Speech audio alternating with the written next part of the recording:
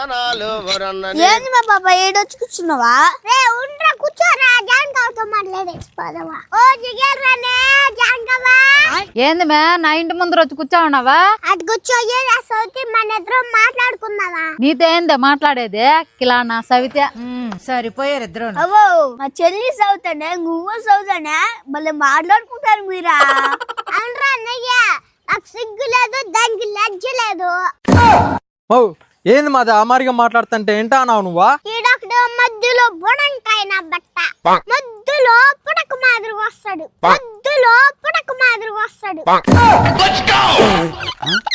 మే నన్ను మాట్లాడుతున్నావు గొమ్మనున్నా, నా కొడుకు మీద మాట ఎత్తినావనుకో ఒక పాట పాడవే జిగేల్ రాని, నీ ఇల్లన్నా రాసి ఏ జిగేల్ రాని. అమ్మా ఏయ్ నీ పాటలేంది, నువ్వేంది, ఏంది నా బిడ్డను కొడుతున్నావా? ఏంది చూస్తున్నావా? గుడ్లు లోడేస్తా నా సవితి, పోయా ఇక్కడి నుంచే. మాట్లాడదాం కూర్చో అని చెప్పేసి ఇల్లు రాసి మనది నా సవితి. ఏమో దీని అబద్ధం పరిచి పెట్టినట్టేడా. ఏ జానకి నా ఈగని తెచ్చేసావు. జానకవా ఎక్కడ గెలకూడదు ఆడే గెలికినావు.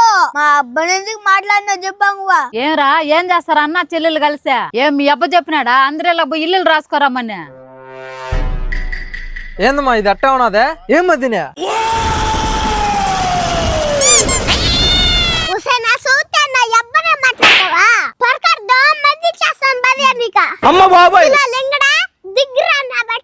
నేను దిగును, నువ్వు కొడతావు. వద్దులే అమ్మా. ఏడ్చావులే విరిచొచ్చినాడా? అరే ఏంట్రా ఇది? నాతో మాట్లాడేటప్పుడు జాగ్రత్తగా మాట్లాడు. అబ్బ గురించి మాత్రం నోరు జాగ్రత్త. వెండి తిట్టినా గమ్మునుంటా. అమ్మా భయపడిపోయానమ్మా. బుడంకాయ పెద్దోళ్ళు మాట్లాడుకునేటప్పుడు రాకూడదు నువ్వు. అవును రే, మన ఊరికి పెదరాసు పెద్దమ్మ. తన సౌతి పెద్దమ్మ అంటారు, చిన్న బిడ్డను పెట్టుకునే. సరే నాకు తిండికి టైం అయింది, మీతో ఇంకా మాట్లాడలేను గానే.